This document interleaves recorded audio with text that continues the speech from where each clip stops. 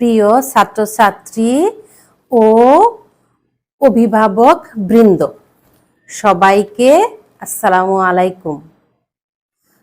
আজ আমরা ইশারা ভাষায় স্বরবর্ণ শিখব। স্বরবর্ণ স্বর, সরাইয়া, হ্রস্ব ই, দীর্ঘ ই, হ্রস্ব উ, দীর্ঘ উ, রি, এ,